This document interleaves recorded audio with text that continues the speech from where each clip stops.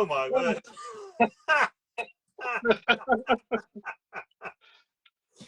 Oh my God, that is amazing. You've done Darkman like Dorset style. It's like it's the hat. The hat is so creepy. It's like it's like some sort of evil farmer. The good thing is you can also put it up at the front for more of a Benny Hill look, you know, to lighten the mood. I guess so, but oh my God, that has. Oh, I know what it is. It's not that. It's the preacher from Poltergeist 2. Oh, Reverend Kane. It's Reverend Kane. Oh my God. That's so bad.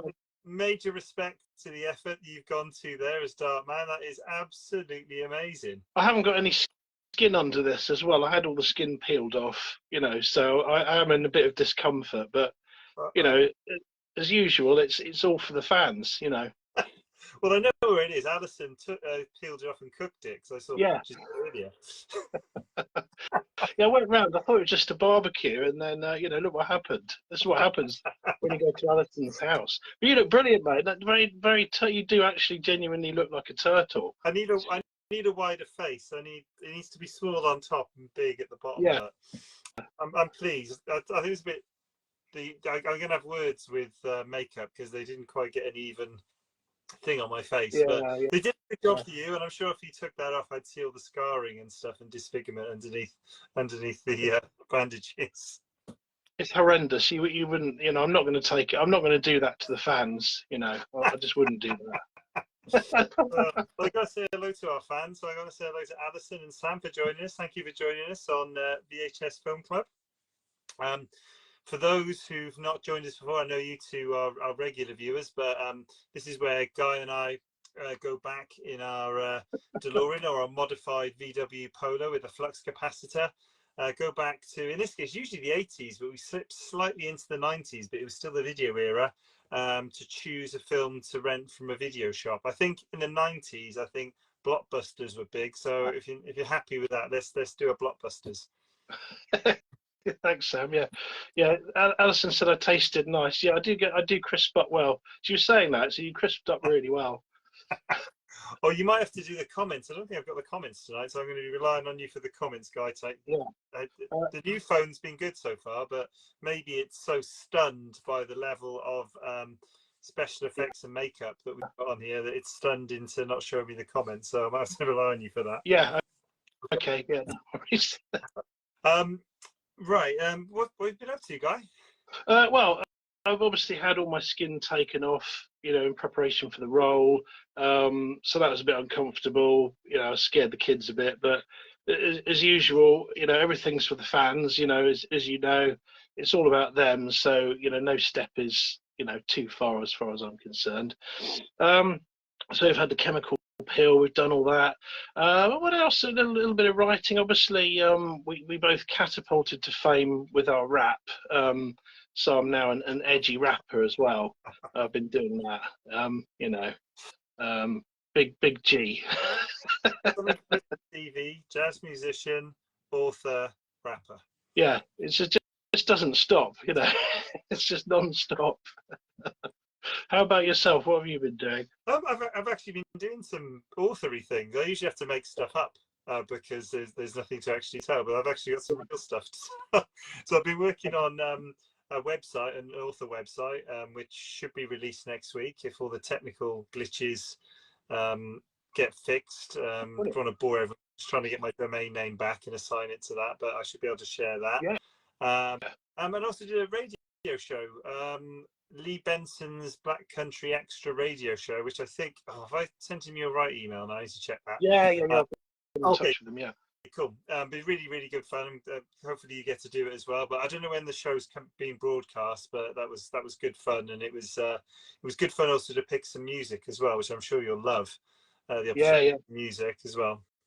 So I've done some real stuff. I haven't had to make stuff up like I usually do. But you could say, if you're an author, don't you do that all the time anyway?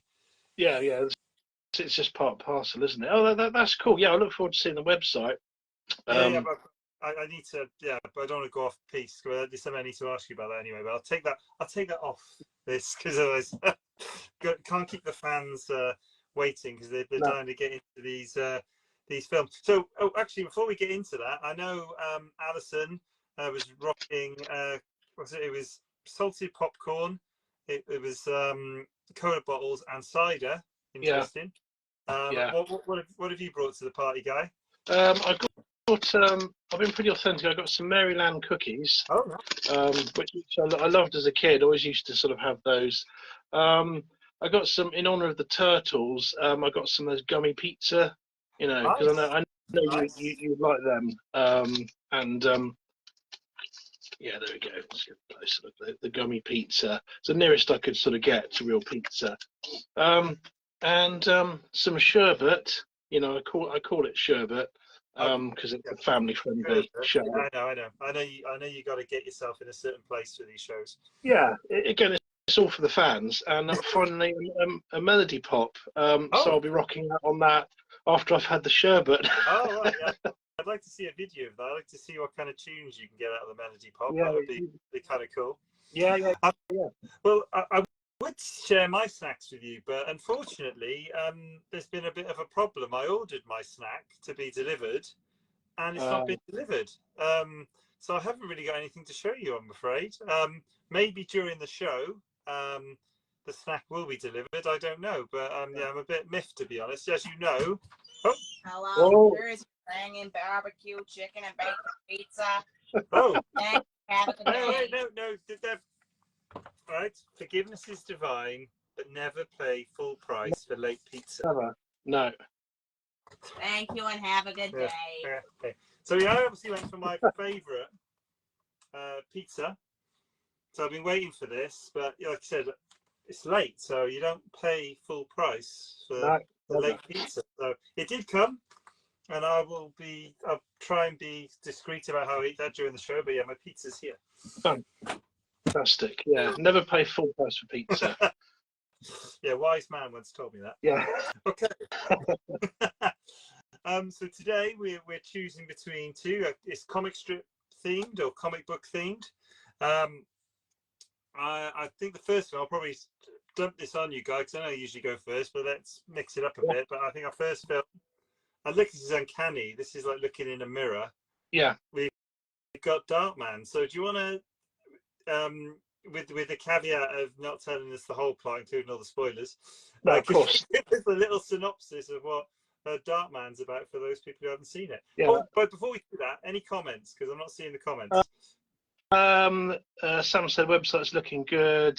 Alison said Lee sent you the links. Let me just see if I can scroll down without crashing everything. And there's just various hellos. We're up to date. We're all good. Okay, so Darkman.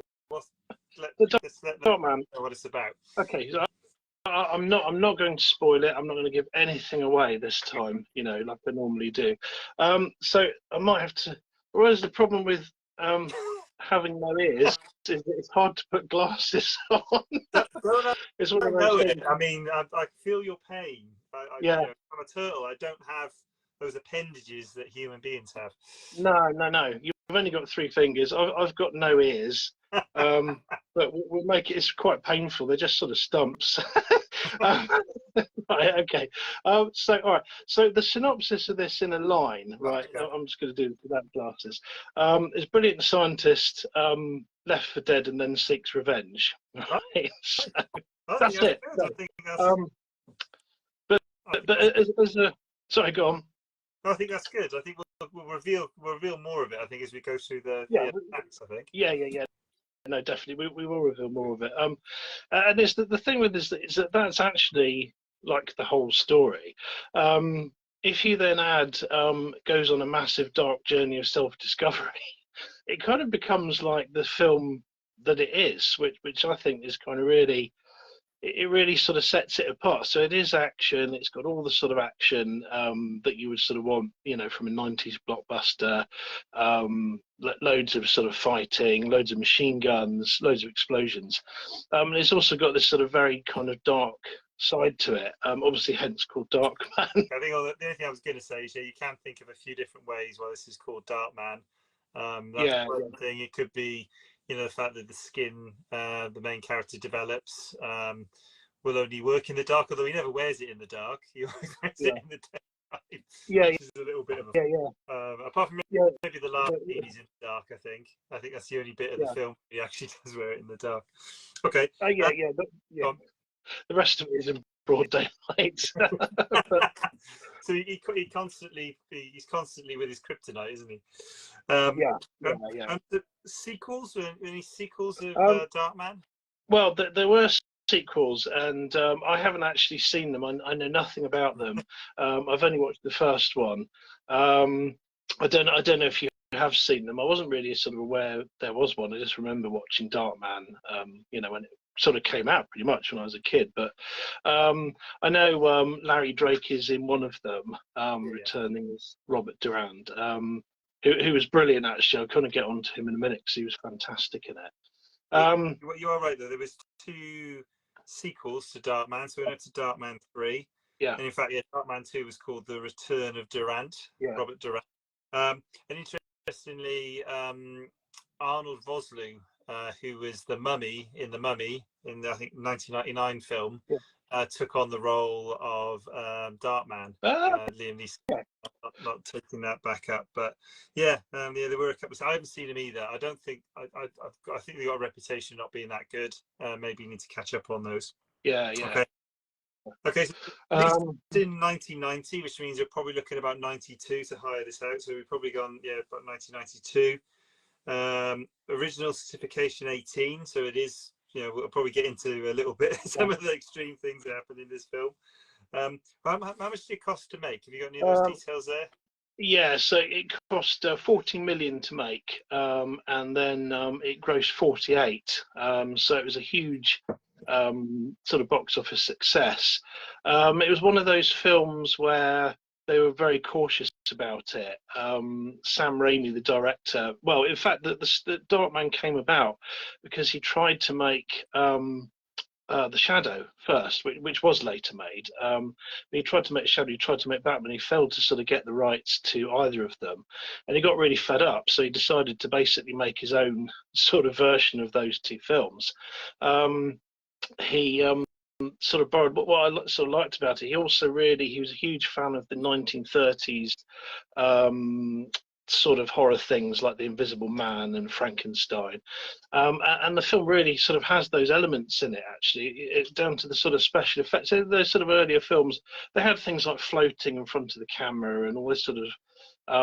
They were obviously limited in the effects that they sort of had, and he used that in the film. I think it worked really, really well.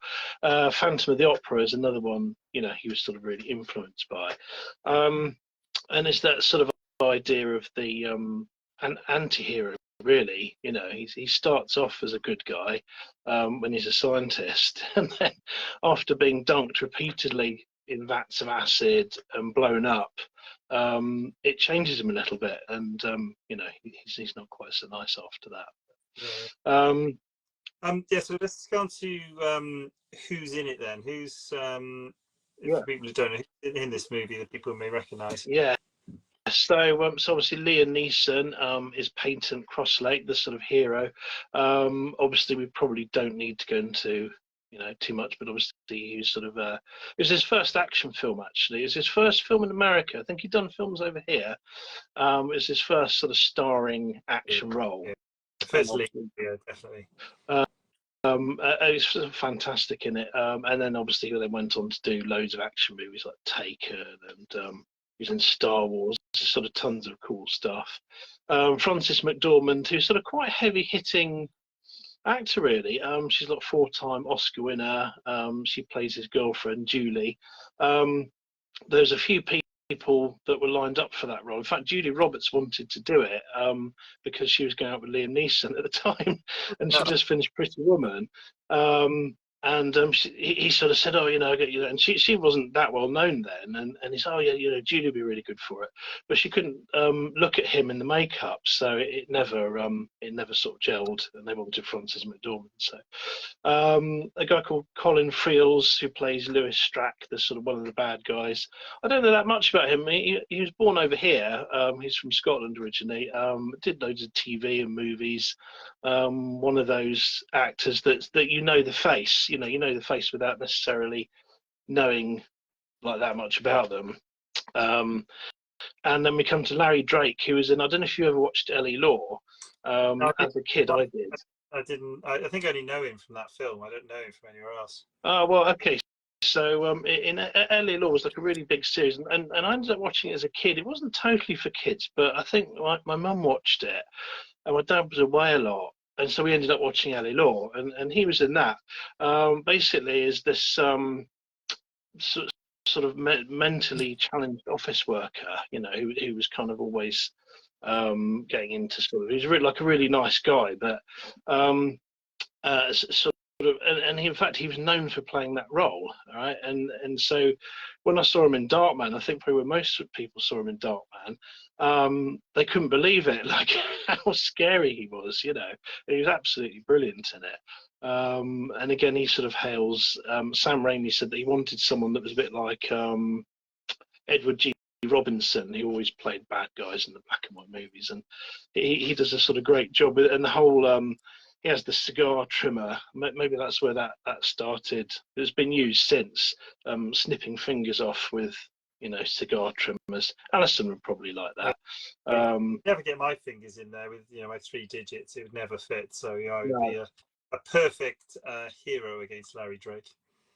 Yeah, absolutely brilliant. I mean, the opening scene is great. It really sort of sets it up, sort of finger cutting, warehouse shooting, explosions.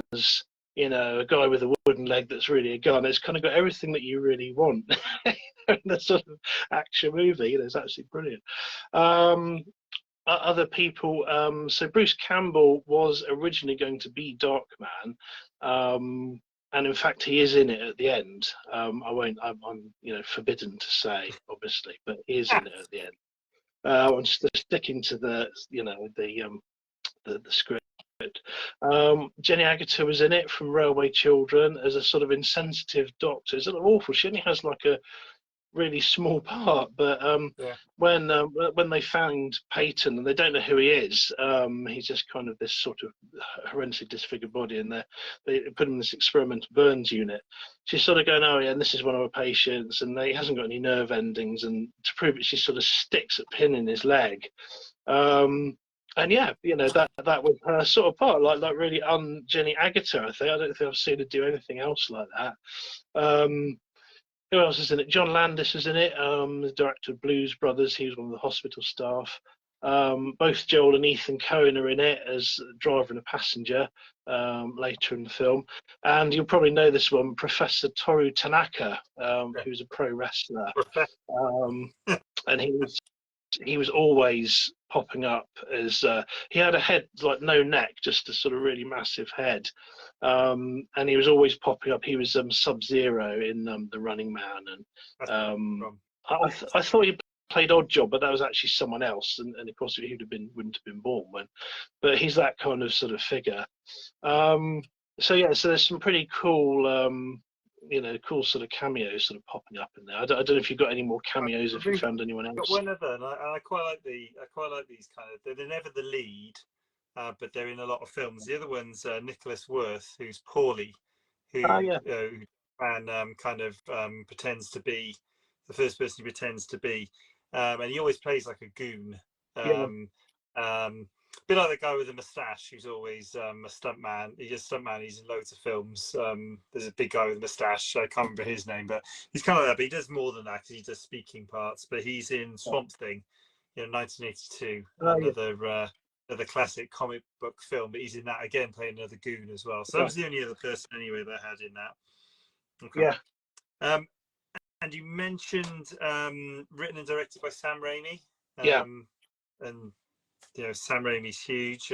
For me, the films I really remember is Army of Darkness, which is Evil Dead 3. I love that film. That film is one of my favourite films of all time. And obviously the Spider-Man trilogy as well. And always pushing the edges of what could be done with practical effects as well. Obviously with some of his older films like Evil Dead looking a bit dated now. But still, you know, brilliant. One of my favourite. I mean, the guy he picked to do the special effects, Tony Gardner. Alison just said Dan Hicks isn't streaming on him. He played Skip. Yeah. Another one.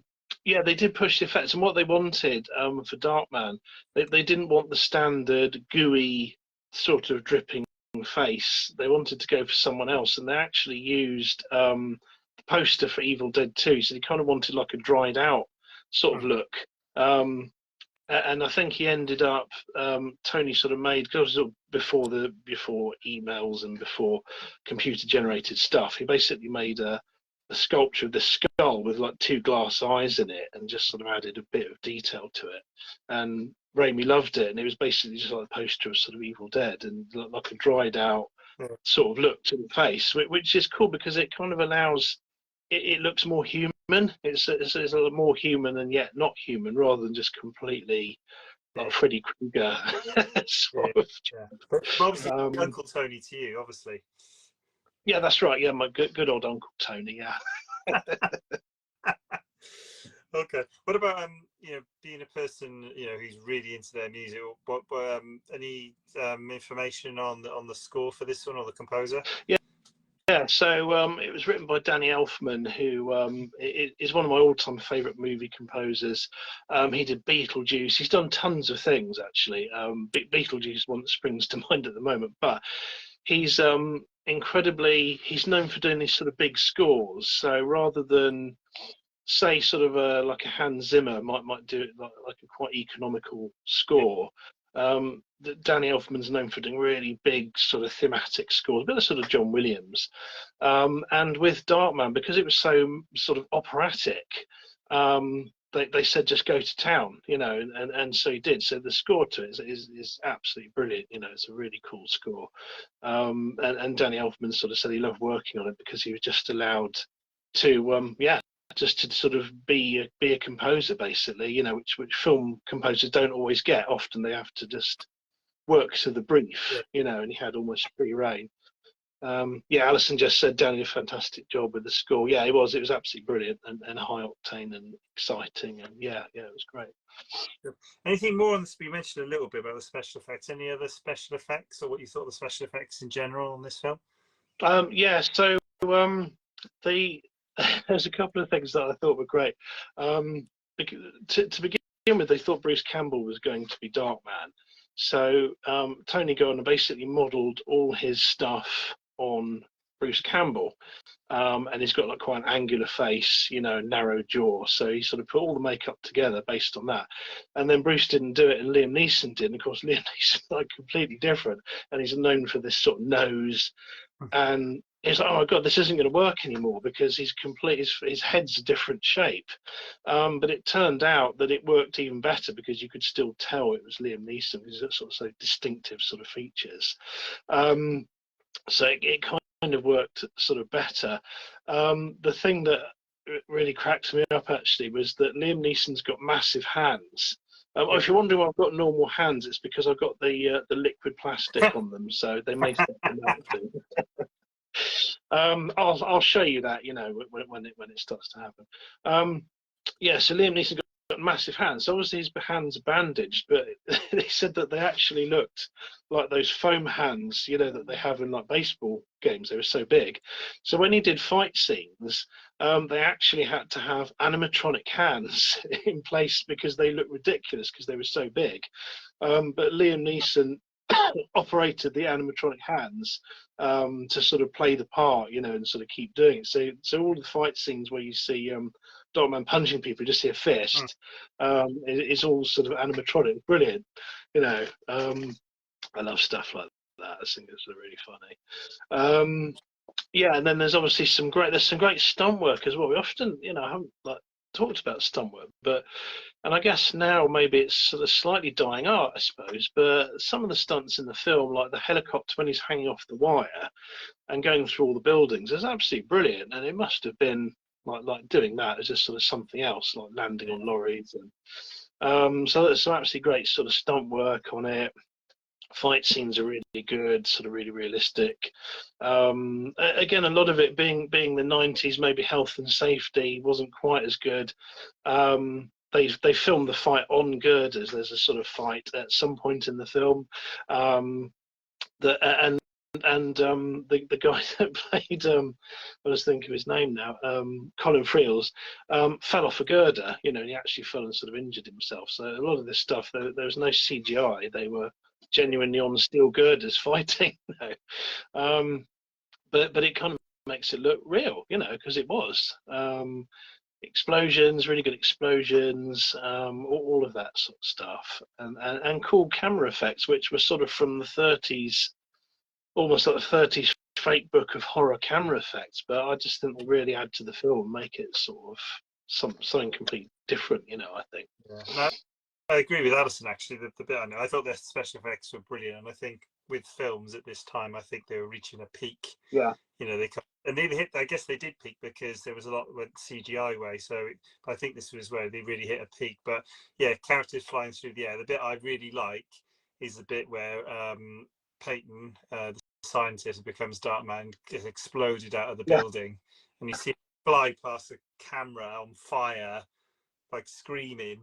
That is so well done and so good. It wasn't like that's clearly a dummy being fired out of something.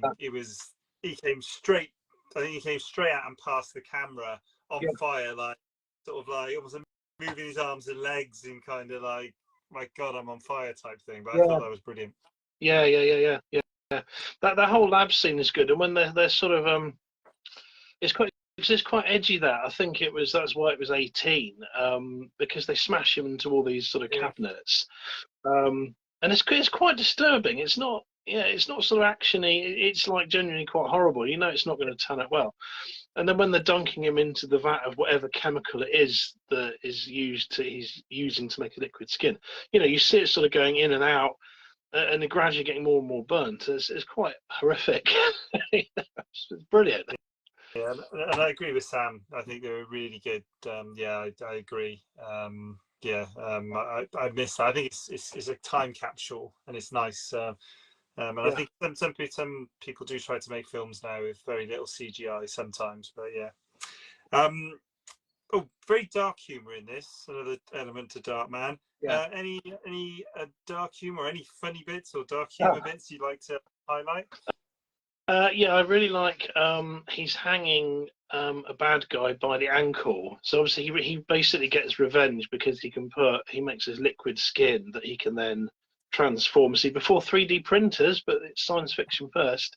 So he can sort of wreak his revenge by kind of becoming, the bad guys. And anyway, he does all that, and he's hanging the scarf, the girder, by one ankle. And the guy sort of says, I don't think you've got it in me to drop you. You're never going to do it. You'll never be able to live with yourself. And he just drops him. And he says, I've learned to live with a lot of things. I think that's a great line. It's totally 90s, sort of un-PC. It's dropping some to their doom. Whereas now he would have saved him, and they might have gone for a mocker or something. But then it was just like, he just dropped him. So that was one of mine. There's obviously bits where he gets really, because part of the thing is that he gets really angry. He doesn't have any nerves or any feeling, any sort of tactile contact with the outside world. So this makes him really angry. It's supposed to make you really angry because your brain is seeking, connection. And he does that dance. He gets really angry and takes it out a bit on the cat and puts like that pot on his head, and he's dancing about. And it's horrific to watch, but slightly funny at the same time. The worst special effects in it, I suppose, should get mentioned, is that at the fairground, he sort of wins his girlfriend. He's sort of got his liquid face on, but it's kind of, the chinks are showing a bit in the armor. He's getting a bit impatient. He needs to get away and reapply. And he wins an elephant, and the guy that wins it from just doesn't care. And he ends up grabbing him and sort of squishing his fingers back, but they just look like the fingers of a rubber glove, like a washing up glove. And it's like there's no bone in them or anything. Maybe he didn't have any bones, I don't know. But that's probably the worst. Probably deserves a mention. Which is one of the best lines in the film. Give me the fucking elephant. Brilliant. I love that whole scene where the guy tries to cheat it, and he loses it. He basically loses it all. And then I think Julie's kind of freaked out and doesn't want to take the. He's like, take the fucking elephant. He's like, of course, so much grief. It's not her But fault. they all end up screaming, don't they? It's sort of once well, everyone's screaming. They're all screaming at each other. Like the guy's had his fingers, the bones removed. He's screaming. Oh yeah, Alison said that's right. Yeah, Yeah. what whilst punching, you've been a very bad boy. Yeah, that's it. That's great. Yeah. You know what? I'm going to have to do this because this is squeezing my brain. Talking about uncomfortable special effects. Right. Sorry about this. Sorry, folks. I'm going to keep my mask on, but oh my God, that was squeezing my brain. Something chronic. Oh my God. Yeah. Oh my God, I thought I was going to throw up then. Right. Yeah, you're right about the practical effects. And that was just a little thing, nowhere near what they would have done in the actual films. But I feel a bit better now. I'm sorry to break the illusion. I'm a very you've torn the magic curtain aside now. I'm really, really sorry. Yes, the bits I had, I like the bit right at the beginning, where he notices one of Durant's bad guys has got a wooden leg, and he talks about he had a girlfriend once, had a wooden leg, Yes. and they said, "Oh, what happened?" He said, "Oh, I had to break it off," which I thought was quite funny. I quite like the bit where Peyton was saying to Judy that he really wanted to make it official between them, so she wouldn't have to pretend she was someone else when his grandmother calls, because he said she thinks she's got Alzheimer's and she thinks she's continually phoning the wrong number, which I kind of like as well.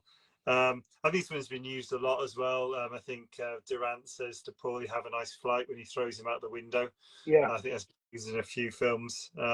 Actually, one of my favourite darkest bits is there's a bit where Darkman is torturing one of Durant's favourites, Rick. I think they've got a bit of a gay relationship going on, someone very special to Durant. And he kind of sticks him out of a manhole cover into a really fast moving load of traffic. Kind of bouncing him round, with all these cars going past, right? And so Rick spills his guts. He's obviously really scared. And I think Darkman kind of says, "Let's pretend you didn't spill your guts, so you can just keep him up there." He's like, he doesn't care. He's got the information he wants. He really just this is part of his like you said, his mind starting to go type thing. He just keeps him up there. He gets squished. But I quite like that, because I think Rick says, "I've told you everything," and I think Darkman goes, "Let's pretend you didn't." Just keeps him up there. It's fantastic, and it still doesn't pull any punches, that film, because it does. Again, in another, they could have filmed it, say, got him back in, but Sam Raimi really went for it, and there were scenes that were cut from it as well. Bruce Campbell talked about it. There's a scene where Joel Strack, there's sort of two bad guys, isn't there? Durant and Joel Strack. And there's one scene that was cut where he puts all these gold coins on the bed and he's rolling about on them. It's sort of like a gold fetish and like laughing. And Bruce Campbell, sort of said it was one of the best bits of the film because it really showed his character. But when they screened it in the cinema, people didn't like it, so they sort of cut it. And in fact, there was a lot of stuff they wanted to cut as well. I've got Brian Bauer. Hi. There's like a lot of stuff they wanted to cut, and the studio said, "You've got to cut this, it's no good." And they basically told them they cut it and then didn't, and just left the bad stuff in, people getting squished by cars. And of course, it was brilliant, Just got to apologise to Brian because I had to take this off my head because it was going to make me throw up. I'd never make an Olympic swimmer, I don't think, because I can't wear the cap. Unless it's slightly cool, but I apologise. You get the full effect of the special effects. I think we covered a lot of the favourite scenes, actually. I think we mentioned the manhole scene, which I really like, the bit with the fairground attraction scene. The other one is the cigar scene with the where Durant's going to collect some money from the Chinese Chinatown. I quite like that as well, where he says, "You're going to give me all the money by the time it takes me to smoke this cigar," which is a really long cigar. Then he cuts it to like a really, really tiny length, and then he does that bit where it's sort of like burning his hand. He obviously can't feel it, and it kind of scares him. I think I'm going to try that as a negotiation tactic myself as well, and see what I can get for it as well. I'm going to give that one a go. Try with a new client. So I think it'll be, it'll be a winner. I can't see it going wrong. Yeah, I think when I had that first conversation with a film producer about turning one of my books into a film, I think I'm going to do that. Yeah, I'm guessing exactly like the film. You've got about the time it takes me to smoke this cigar to decide whether I'm going to get 50% of the film rights and then just start burning my hand. Yeah. Like Mr. Yeah, sort of just call it Mr. Joshua. Oh yeah. Lethal Weapon. Okay. Any more interesting bits you picked up on this movie? Any kind of facts? There's a few people that didn't make it. Bill Paxton auditioned for the part and really wanted it, and he didn't get it. And he and Liam Neeson didn't sort of speak for some time because he was really sort of annoyed. Kathy Bates was meant to be in it as the doctor that sticks a needle in. Okay. She sort of pulled out. She didn't want to do it. Maybe because it might have been around the time that she'd done Misery, and maybe she didn't want to be portrayed as some kind of sort of psycho. Richard Dreyfuss and James Caan were considered for the role of Louis Strack, but they sort of didn't get it. Quite an interesting one. Yeah, Marvel actually issued a comic, Darkman, and it was written by Ralph Macchio, Karate Kid, which I had no idea he did that, but I think he's back in the franchise now. But he wrote the with someone else. He wrote the Darkman sort of comic strip for Marvel. I think that's no, actually, this one was actually a comic book inspired. I think it was inspired by a lot of things. I think it was inspired some universal kind of horror and some other things, but it was inspired. And actually, that probably helped it because Sam was making up his own rules for this. He wasn't bound to anything else. Inspired by other things, but not bound. And I think sometimes you can get a bit restricted. But it was great actually. But because it was done in that style as well, it really suited being a comic, and it was great that they did some comics afterwards. Yeah. Okay. What have I got on my list? I think you mentioned about the editing. I quite like the fact that actually in the final edit they left some bits in contradiction to what they've been told by the Universal execs, which I thought was fantastic. I thought it was really, really good.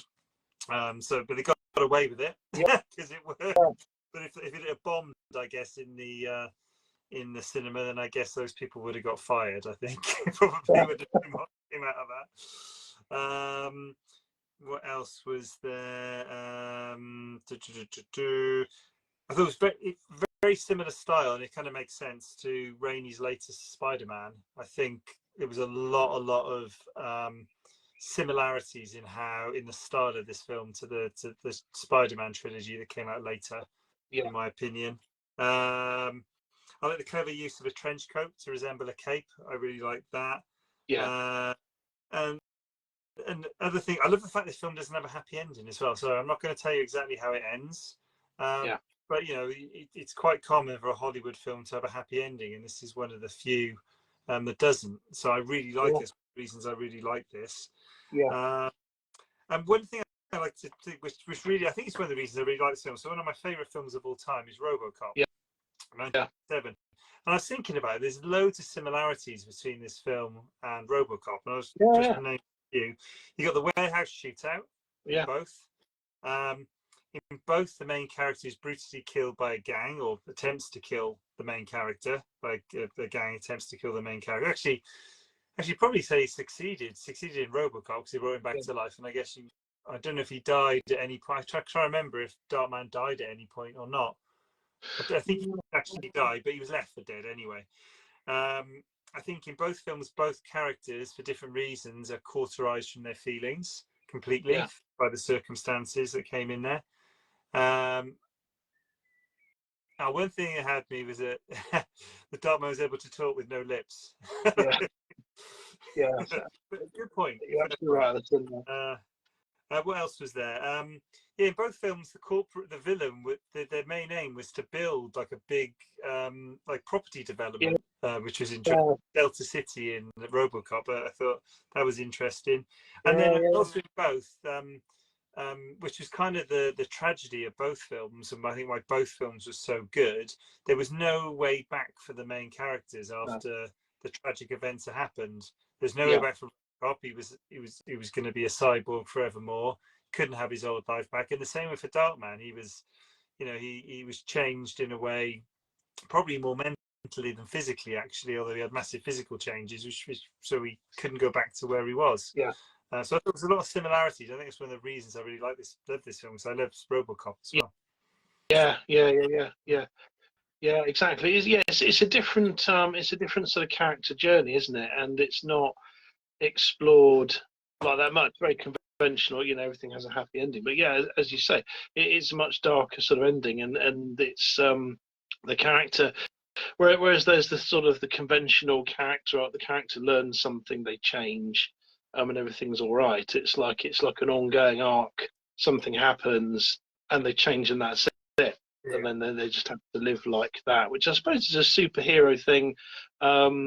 It's similar to detective novels, isn't it? Like the detective never changes. So Sherlock Holmes is always Sherlock Holmes. He never learns enough to go, oh, I don't need to do this anymore. If Darkman was like completely happy with his feelings and well adjusted, well, then he wouldn't be Darkman anymore, you know. So they have to carry on, and I suppose we enjoy that. It's a bit maybe like not right, but we kind of we want to see them doing that and exacting revenge and being detective, and so they can't go back. Yeah.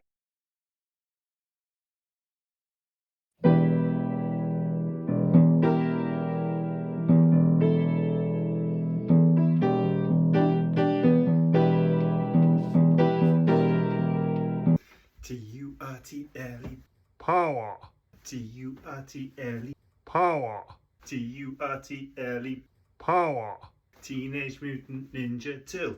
On the half shell, they're the heroes for. In this day and age, you can ask for more. Crime wave is high with muggings mysterious. All police and detectives are furious because they can't find the source of this lethally evil force. This is serious, so give me a quarter. I was a witness, call me a reporter. April O'Neil in on this case, you better hurry up, there's no time to waste. We need help like quick on the double, have pity on the city, man is in trouble. We need heroes like the Lone Ranger when Tonto came pronto, when there was danger. They didn't say they'd be there in half an hour, cause they displayed turtle power. T-U-R-T-L-E Power. T-U-R-T-L-E Power. T-U-R-T-L-E Power. Teenage Mutant Ninja Turtles. Turtle power, turtle power, turtle power. Turtle power, turtle power, turtle power. Turtle power. Teenage Mutant Ninja Turtles. Teenage Mutant Ninja Turtles. Teenage Mutant Ninja Turtles. Here's in a half shell. Turtle power. They're the most fearsome fighting team. They're heroes in the half shell and they're green. When the evil Shredder attacks, those turtle boys don't cover no slack. Teenage Mutant Ninja Turtles. Teenage Mutant Ninja Turtles. Teenage Mutant Ninja Turtles. Tears in a half shell. Turtle power. Man, I love being a turtle!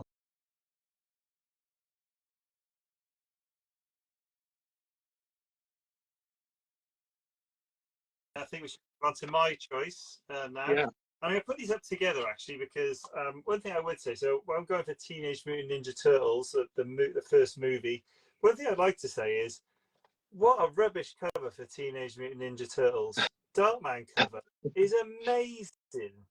It's actually amazing. And I know there was I think Raimi actually said about he was so happy with the way Universal kind of marketed it, you know, who is Darkman. And I think he credited that a lot to the success of the film. Yeah. Although you got to have a good film to start with. So I think there's more to it than that. But you know, considering I think Teenage Mutant Ninja Turtles is an amazing film, the covers aren't comparable. Darkman wins hands down. Yeah. And like you say, that the marketing strategy, they used a similar one for the Full Monty. It basically had each one. I remember it coming out, and all they had was one of them. I can't remember the guy's name. He was lying naked apart from this bag of chips, and it said all will be revealed, and that's all you knew about the Full Monty. I remember seeing it all over London. All will be revealed, and then the date of the movie, and it worked an absolute treat. Well, it is a clever marketing ploy because it's incredibly simple. I But yeah, it's brilliant. That's how I'm going to do it. That's it. I'm gonna find somewhere live to do that. Maybe on my high street, like in front of the chippy, I'll just lie there with a bag of chips. Yeah. Modesty. That's a great idea. That's how I advertise for all my students. My daughter will love that. Okay, so for those who don't know, and it's hard for anyone of any age not to know who Teenage Mutant Ninja Turtles are, because they really hit the 90s in a massive way with the cartoon and the toys and stuff. But basically, very, very simple. The Teenage Mutant Ninja Turtles, who are turtles mutated from some radioactive ooze, along with their, I guess, their surrogate father, Splinter, who was a rat. Basically, they battle the mortal enemy, the Shredder.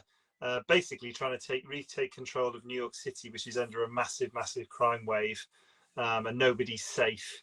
So the Teenage Turtles seem to be the only one who can stop this. The Shredder and his army, called the Foot. Well, Sam says kids will be delighted about my new marketing strategy. I'm sure, indeed, they will. Yes, I think they will. I love it. Character building, I would call it. Yeah. So again, 1990, so we're exactly in the same ballpark. Interesting because you've got, Teenage Mutant Ninja Turtles as a PG, and then you've got Darkman as 18. So, but actually, I think there would have been a crossover there. I think there would have been a crossover of people, but obviously, although having said that, we said this a lot about more about 80s parenting. There probably would have been parents that let their kids watch Darkman, but yeah, I was one of them. Yeah. I'm not. I'd still say my son's too young for Darkman. He's 13. I watched it. Went, oh no. I will save you a pizza slice, Alison. It's not in a third usually to share pizza, but I'll save you a slice. Okay. So I think similar in terms of sequels, though. Oh my God, there was 2 sequels to this one. I think there was Secrets of the Ooze, and there was one where they went back to feudal Japan. Yeah. I think they got bad. I think after the first one, where they could pretty much do what they wanted because it was an independent film. At the time, it was the highest grossing independent film, and it was only beaten when Blair Witch Project came out. They had the free.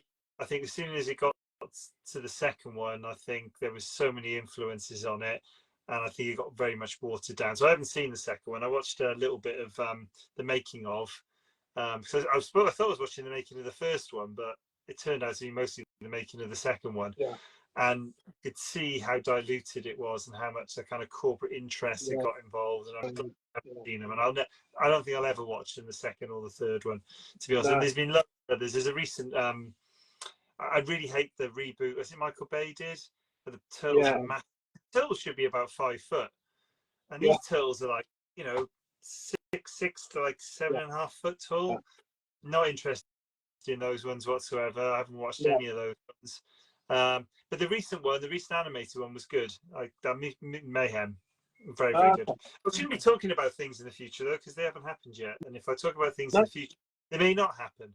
I don't want to get into a paradox. No, you're going to irrevocably alter events, and what's going to happen then? So I'm going to pull back a minute because at the moment we're in the 90s. Yeah. Similar cost, but interestingly, and probably because difference with Darkman is no one knew who Darkman was. Everyone knew who Teenage Ninja Turtles were. So same cost to make, but made 202 million. So massive. We've reviewed films on here that have made $1 million or made a loss. Only really kind of pulled back maybe on VHS releases, but absolutely huge. But I think the whole world was in Turtle Mania at the time as well. So,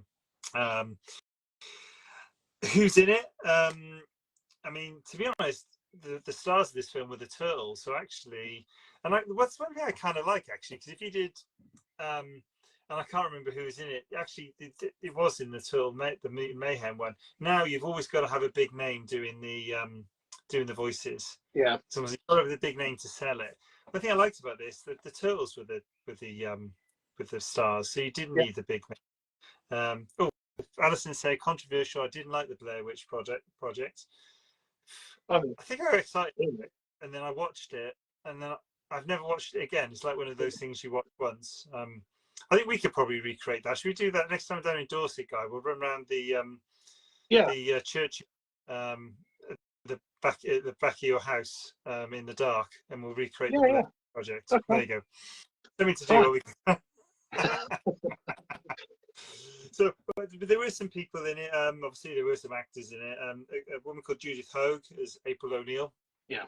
I don't really know her from anything else, but she was apparently in Armageddon. She refused to do the sequels, which was a shame. I imagine she'd have got paid a lot more for the sequels. Didn't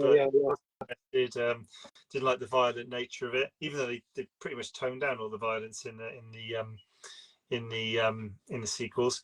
There's a guy called Elias Koteas who was Casey Jones, who's another vigilante, not a turtle.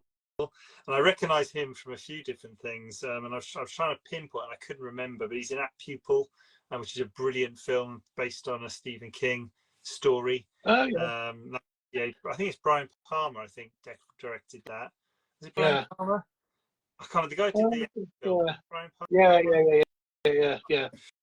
And he's also in the American remake of Let the Right One In, Let Me In. He's also in that as well. So I've seen him knocking about in various different things. The big name, yes, and it never got sold in this way because the Turtles were the big thing. But Corey Feldman did the voice of Donatello. Apparently did it for very little money, thinking it was an independent project, but they made loads. So probably should have asked for a percentage rather than which is what I'm going to do when I do the trick with the cigar and the hand and the lighter. I'm going to make sure I get a percentage, not a flat fee. But everyone else, Goonies, Lost Boys, Stand By Me. I think they were all sequential years, and Goonies was 85. Then Stand By Me was 86, and Lost Boys 87. So mid 80s. Wow, all Corey Feldman. And then kind of someone who's in it became a lot bigger later. Sam Rockwell's in this film. Yes, that's right. As kind of one of the head kind of teenage thugs, I guess. So one of the not really one of the foot really. I don't see him as one of the way, but he's in as well. He's in a lot of things. A film I saw him, which I thought was absolutely brilliant, was a film called A Single Shot. Oh, right. Really intense film, where I think from memory, and I remember watching this ages ago, and it was kind of, I was in a hotel room somewhere in the world, and I think he accidentally shoots someone because he lives in the middle of nowhere, and he's kind of, I think he's out hunting, and he accidentally shoots someone. And then I think he tries to keep it quiet. It's really, really tense. It kind of just follows him. I guess as things sort of closing around him and stuff like that. Really, really good film. Really, I'd like to go back and watch it, actually. Really, really good film. He was in The Green Mile as well, and he was brilliant in that. Yeah, and Iron Man 2 I liked him in as well. He was fun in that. But yeah, Single Shot. I think he's been in stuff with Frances McDormand as well. That's 3 Billboards in Mississippi, or whatever it's called. I think it won Oscars. I agree with you, Brian. The Lost Boys is a great movie. We'll have to do that. In fact, my wife has just, after that Absolute 80s chart, did the movies where I don't want to get my soapbox about that, but they pick songs not from non-80s movies, which wind me up. But I'll get into that. I ranted about that on Facebook. But yeah, my wife bought the soundtrack to The Lost Boys, and I actually bought the soundtrack to Lock, Stock as well. But really, really fantastic soundtrack. It'd probably be up there for probably best overall soundtrack. There's a few up for that, like Top Gun's another one. But yeah, Lost Boys soundtrack is immense. And also a saxophone solo in it, and we love a saxophone solo on this show. As I said, love that movie. That might be when we do near Halloween. So was there anyone in the film that you picked up on? I mean, it wasn't really a film for stars, was it really? Unless there were future stars that just happened to be in it. Yeah, no, I think you named all that. There's people that I don't know, like Kevin Clash, who played Master Splinter. I don't know much about him, only that he did a good Japanese voice. He sounded very convincing, and he did these sort of animatronics, so he sort of played the character. No, I don't think so. I think you got most of them, and they were sort of mix of stuntmen and stuntmen playing the parts and voiceovers. I think one of them was I can't remember which one though. One was a stuntman and also did the voice as well, but the rest was sort of done by like a combination of people. But again, the guys that did the stunts and the costumes deserve huge credit because they were doing most of it blind, and doing sort of fight scenes, having to sort of feel everything out and look convincing. I thought was absolutely brilliant. So we should have named them really because they were great. yeah. I wasn't trying to pass over them, but we usually kind of think, well, do we know someone from somewhere else? Exactly. But Yeah. Brilliant what they did in this film. I wouldn't want that to be missed. Sounds like Sam's definitely going to dress up for Lost Boys. I think we have to pencil that in because Alison wanted that. So it's going to be Lost Boys versus something else. Yeah. Maybe another vampire film. Have we done Fright Night? Because I love Fright Night. Have we done Fright Night? No, I don't think we have actually. That would be a good one though. I like that one. I'm going to write that down. So Lost Boys versus Fright Yeah. Night. Okay. Yeah, that'd be a good one. Good. That's okay. Let me just write that one down. I'll forget otherwise. Okay. Cool. So Turtles. This was great because actually the Turtles film was written by the creators of the Turtles. So that's Kevin Eastman and Peter Laird, which is really, really cool. Directed by Steve Barron, and I don't know him from much. He looks like he did a lot of music videos, but he also did Storyteller. You remember Storyteller? Yeah. It's one of my favourites. I love that. Guy's name now. The guy from Alien, isn't it? The guy who's the thing burst out. Yeah. John Hurt is the storyteller, isn't he? Yeah. In that. Yeah. Okay. Alison Valentine, Curtis Bush was a fantastic kickboxer. The combination of the people who did. So in case people don't know, the way they did the Turtles is that they have an actor in the suit, and then they'd have an additional puppeteer, almost using like what looks like a sock puppet, doing the mouth, and there's some other controls for the face. So controlling the face basically, and in some cases, as Guy said, doing the voice as well. So basically, every turtle required two people to actually make the turtle real. But to do what they did with the limited visibility, I think the actors were absolutely amazing. The ones who are in the suits, and actually to do it, I mean, I complained about having this on. Yeah. Those actors were losing a gallon of water, and I think actually it was said that they wouldn't be able to make the film in the same way today because basically that the health and safety people wouldn't have allowed people to get themselves into that position. What else? The composer. Do you know the composer for this one, Guy? I know you usually go on your music facts, but I know this is my film, so it'd be unfair to put you on the spot. Yeah, I do. No, that's one. I totally don't know who did it. Okay. So there's a guy called David Michael Frank. A name I don't know, but apparently he did some work in Forrest Gump as well. He wasn't. I don't think he was responsible for Forrest Gump, but he did some work in that. I mean, it's a very, very. I thought it was a very 80s soundtrack to me. It sounded because it was right on the cusp. We're going from 80s into 90s.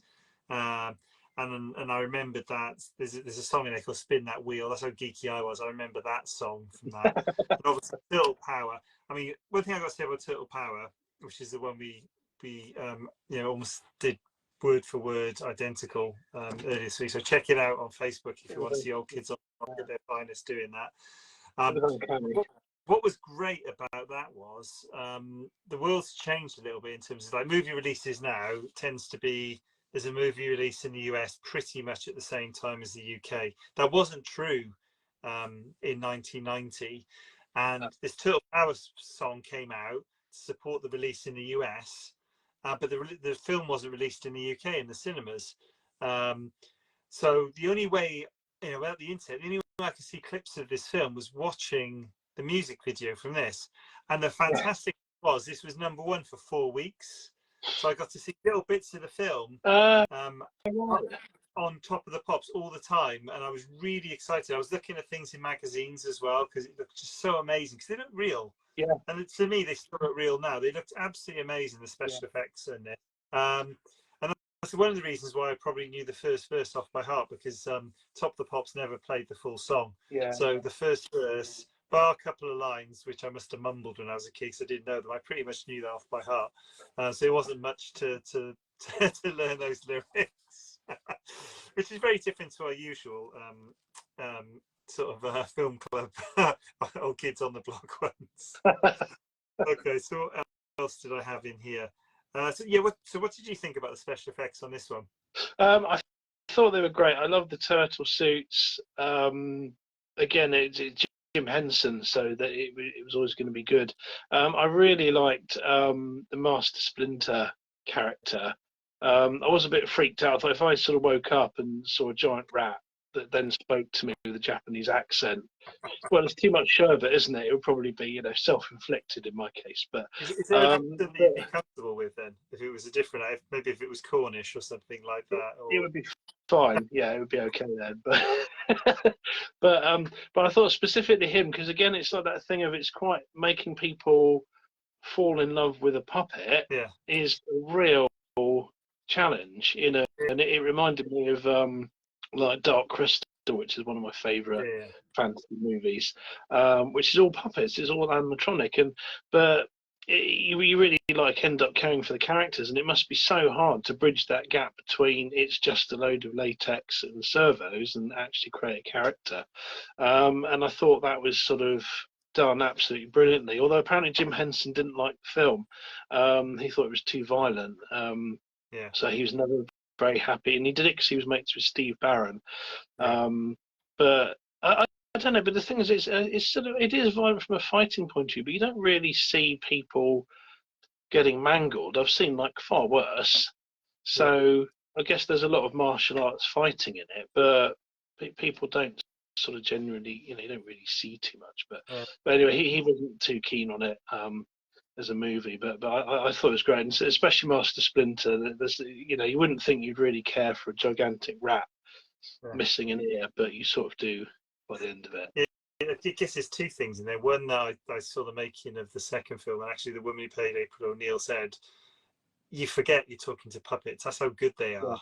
You think you're talking to Donatello, which is like amazing." And I think you might have mentioned, Splinter was a bit more complicated, and actually took 3 puppeteers to do versus the 2 for the others. I think there was one for the arms, one for the body.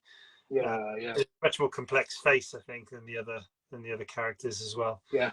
Which I think was kind of cool. One of the things that was quite cool, I thought, as well, because the animatronics were done by remote control, so the faces moved. Apparently, they were quite close to an airport, and that kind of messed with some of the animals, made them spasm. I hope it didn't work the other way, though, and then they caused some problems for airplanes. I don't think there's any correlation between any air crashes or anything in the making of that film. What else was there? I thought it was quite clever, actually. Oh, yeah, because obviously those turtle costumes were going to be a bit cumbersome to use, so they did some tricks with the frame rate as well. So a slower frame rate and then speeding it up a little bit. That was seamless. I was, when I saw that, I was surprised, because that really didn't show. You sometimes see it in films. I've seen it with, sometimes where they try to make cars look like they're going faster than they actually are. You can see it's not true. Okay, Barbara, this is breaking him out. It takes over 30 actual ninjas. Epic. We're just a collection of sporting goods in his in his backpack. I think it's it's a DC character that's called the Sportsman. He was he's a bit like that. But I really like that with his hockey mask on and stuff. But getting rid of that rage we all know hockey players have. Oh God, Valentine's is a really big one here. I'm just going to try and read it all. Okay, that went over my head. What is a D-dish? D-dish action. What's D-dish? You have to explain what that is. I don't even know what that is. I'm an adult. This is a family show, Alison. Before you, that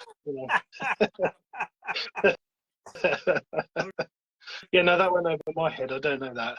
I do. Well, Alison's going to explain in a minute. Hopefully, we can repeat it on air. Because I think when we do the video for this, people won't see the comments. But okay, cool. So I think this, like I said, I think this is pinnacle of practical events. Deep dish. Okay. So good. I think you might be reading in something rude into that, Alison. That's not really intended. But I do that all the time, so I totally respect that. I totally respect that. Oh dear. Anything else on the special effects? Like I said, I think we're at pinnacle. Same with Darkman. We're at the pinnacle of practical effects of this time. yeah, it's fantastic. I mean, I think the thing that blew me away most about it was the fight scenes. Really, Yeah. I thought they were just great, and the combination of everything coming together, the stuntmen doing their thing, the dialogue going through. Yeah, it was brilliant, you know, and sort of, yeah, you end up again. It's like that hard thing. You end up really caring for them as characters, and when they're in that house, they all go through their you know, and sort of you know, looking inward, and you really feel for them, you know, and so that special effect, that to me was the best thing, you know. Yeah. Okay. Right. Any funny bits you'd like to notice from this? There's a lot of dark humour in Darkman. I think this was more straight up humour. Anything you like to? Yeah. Straight up humour. There's lots of quips. We've already gone through. I like the wise man said forgiveness is divine, but no, all price for pizza. I love that quote. I think they take the mick out of Shredder, don't they? And then, like they make some reference to you can make a salad, and which is always quite cool. There's one trivia thing, which again just goes to these stuntmen, how good they were. I just remembered it, that the scene where, is it Donatello, when he gets the bin on his head, he sort of falls backwards and he ends up with the dustbin on his head, and then he's sort of clawing at it. The reason for that was completely unscripted, completely unplanned, and on impact, when they did that stunt, it broke the mask, and it broke the stuntman's nose, and he was choking on blood, so he was pulling at the bin trying to sort of get it off. And obviously, it being the 90s, you know, they left it in, you know, so it looks really good. But yeah, so it's a real like hardcore like filmmaking, you know. But yeah, so not funny, but kind of quite cool that they you know, they just went through all of that, you know. That's just brilliant. There's lots of also. So go on. So got to do a shout out to Brandon, who's joined us. Old Kids on the Block, kind of on the bench at the moment. He's more than happy to come off the bench when you want to, but he's one of our kind of reserve Old Kids on the Block members. Sorry, are you going to say something? No. I was just going to say there's quite a lot of product placement in it as well. Yeah. Pepsi, Domino's Pizza, Burger King, they all like that crop up like quite early on. I like that in the 80s films, the product placement. I did note those as well. I didn't see the Pepsi one. I definitely saw the Burger King and the Domino's one, but maybe I was hungry. The bit I really made me laugh. Another bit from that fight scene with Shredder. I think this is after Shredder had taken down Leonardo and Raphael, who are probably seen as the better fighters. Yeah. And Donatello and Michelangelo are next. And they don't fancy it particularly, so they have a rock, paper, scissors to say he's going to actually go into fight him. Instead of thinking, let's both do it, but they take turns. That makes me laugh. Neither are up for that. Okay. Alison Valentine. Yeah. Why didn't I dream of? Why didn't I have a dream with Harrison Ford instead of a bunch of turtles? Yeah. And Sam said, we need more Old Kids on the Block involved. I could pull a singing muscle. I have been pulling muscles lately. What else did I? Oh, the other bit was a line that was never meant to be in the film as well. And I can't remember how the cricket bat ended up in Casey Jones's backpack. But there's a line in that where I think Raphael says something about not understanding the rules of cricket. And then Casey Jones says, "You got to know what a crumpet is to understand cricket," which I really like as well. Yeah. There's one bit, but I can't remember the exact dialogue, with Master Splinter right at the beginning, and he's trying to make some really sort of sage martial arts sort of point, and really they're just interested in eating pizza, and he just ends up with someone in his head, and it's just completely sort of lost. He's just trying to teach him so really important. I can't remember. There's quite a funny line, but I can't remember it. I remember the bit where he tells them all to meditate, and then I think Michelangelo and Donatello dance it instead. Then that's it. Yeah. which I really I thought was really good. I'm going to go through some interesting bits. Please feel free to throw some in. Why don't we go back and forth? I'll give one and you can give one. So I'll go first and come in with the next one. Apparently, Robin Williams was a big fan of Teenage Mutant Ninja Turtles. Yeah. And provided Judith Hoag, who played April O'Neil, with information regarding her character from what he knew from his own comic book collection. They both starred in Cadillac Man, which I vaguely remember. Yeah, that's right. Probably around just before the Turtles film. So but that was my first fact. Have you got anything to Judith Hoag, I don't think she was massively comfortable in the film. She sort of moaned that they wanted her to wear a jumpsuit, like the character from the original cartoon, and she just flatly refused. I'm not wearing that. And then afterwards, she didn't want to be in anymore. She was concerned about the violence, and I don't know. It obviously it is violent. I suppose you can't get around that, but it's more cartoony violence than like gritty violence, if that makes sense, But I don't know. But she didn't want to do it, so she wasn't in any of the other ones. No. I mean, I think that's a good point. Actually, that's one of the reasons I'm not interested in the other ones. Actually, is because they kind of in the second film there was complaints about the use of weapons. Yeah. So in the second film, the Turtles in any of their fight scenes don't use any of their trademark weapons, and they are trademark. Leonardo has swords, Raphael has sais. Yeah. Does his nunchucks, and Donatello's got a stick, and they weren't allowed to use them in the second one. Interesting, I think, but from the actor's perspective, I can kind of see, because although they must have seen that, maybe they didn't see the final film, but I think the film was intended to be more violent and darker. Yeah. And that brings on to this fact, actually, that there's a bit in the film where Tatsu, who is kind of Shredder's number 2, basically goes to town. He gives one of the foot soldiers a beating, which is basically one of the kids from the streets, really, for failing. Yeah.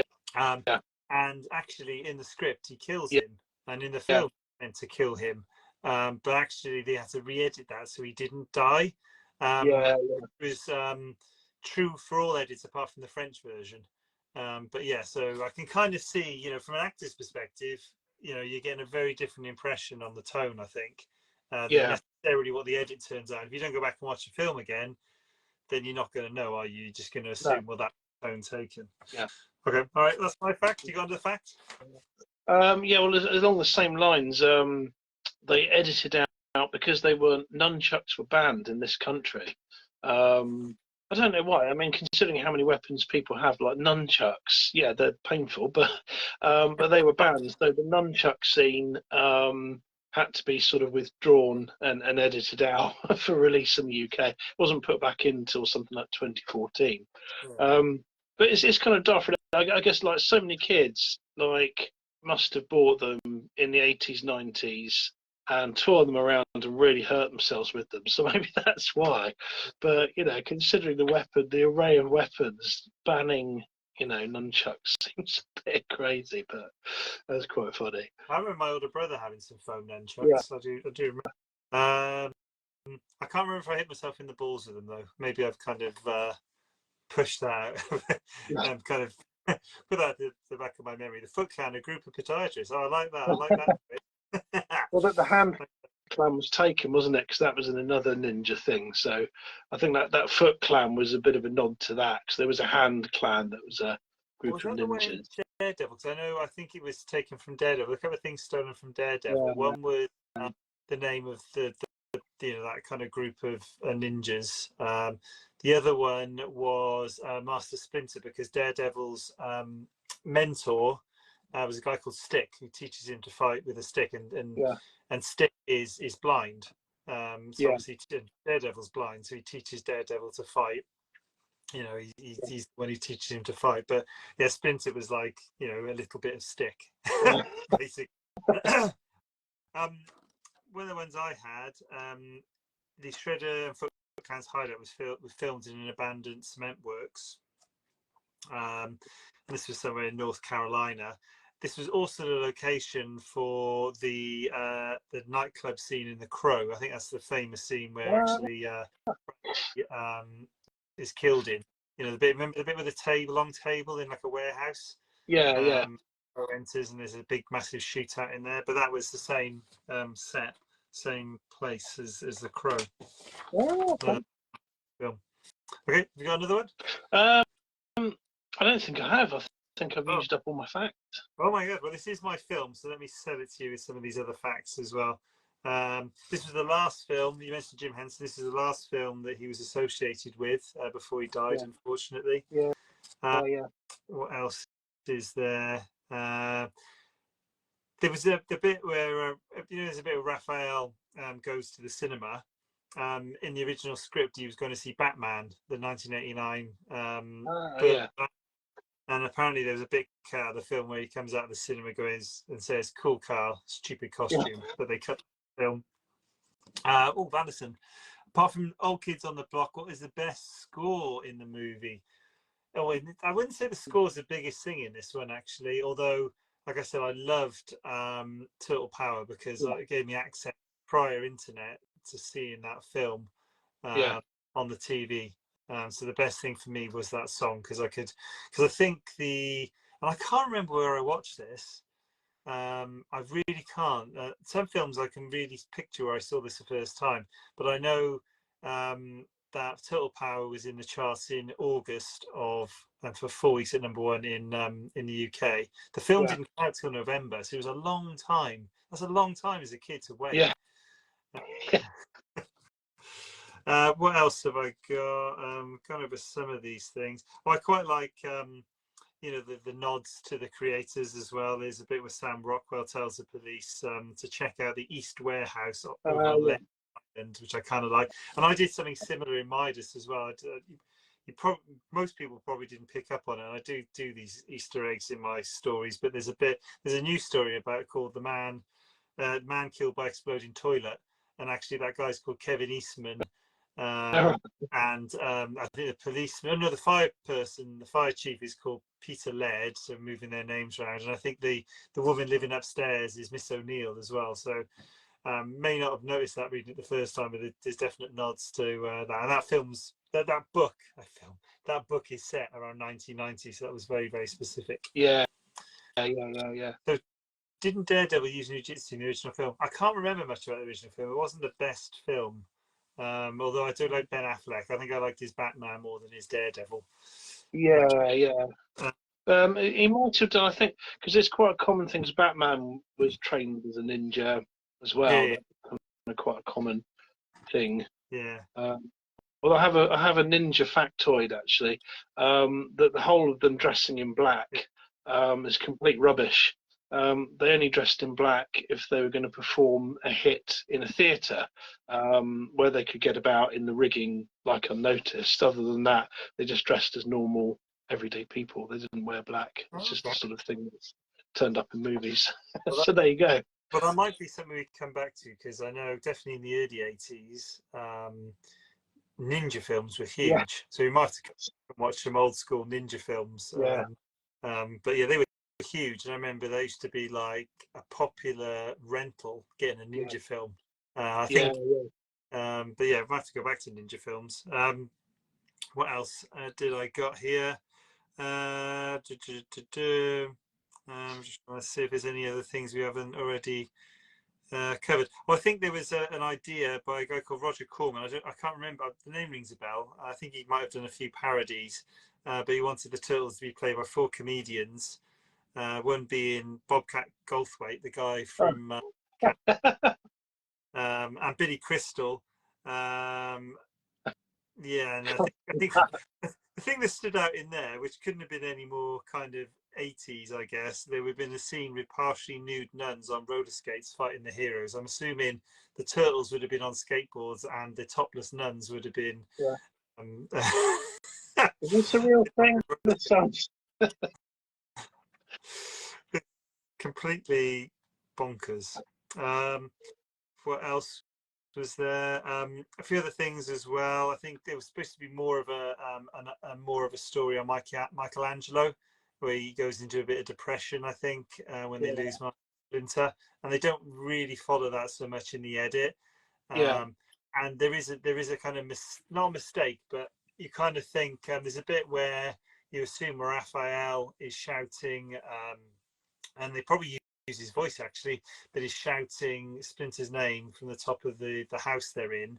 but when you look closely, it's actually the character there's got nunchucks, so it's actually Michelangelo, but it's because they kind of they didn't go so far on that in the edit and didn't really go into that kind of bit where Michelangelo comes back up. That sounds like a fever dream. I'm assuming Sam's talking about the topless nuns on roller skates. Yeah. Well, you've got to be prepared for anything, haven't you? But when I can borrow your phone, Sam, I'll search on that. Topless nuns on roller skates. I'll do that on your phone. Yeah. I just remembered one actually. There was something about they were playing some sort of ninja game with a hot apple, weren't they? You got this at night. It was a scene that was cut, but you had to catch this hot apple, and then while you were juggling with that, fight other people off, which sounds pretty cool. And then when he eats the apple later on in the film, he goes, "I wonder if there's any more of these." And it doesn't make that much sense as a line, but it comes from that. So it's funny things to cut, and then you think you sort of accept it. Okay, well, it's a line, but it would have made more sense if you'd seen the scene that it referred to. What else do I have? Well, we mentioned Professor Tori Tanaka, who is in the previous film. He played another goon. He was actually considered for the role of Master Tatsu in this film, as there was a bit in the two films there. And I think that's it. I'm out of facts now. I think we've got to the business end. And we've got to decide, as usual, when we go back to this time. Alison has something to mention.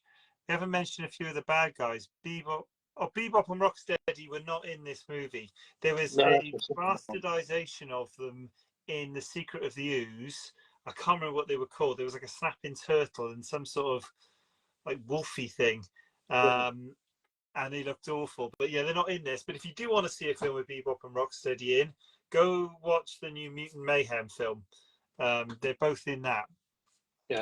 Bebop and Rocksteady were not in this. This was just, there was no Krang in this one, no Baxter Stockman.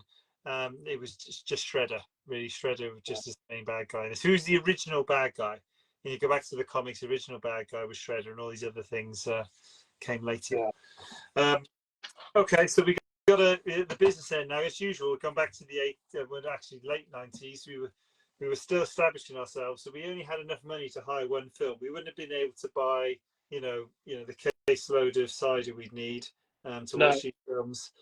So we need to decide which one we're going to get. So, obviously, based on the covers, you'd probably just go straight for Darkman.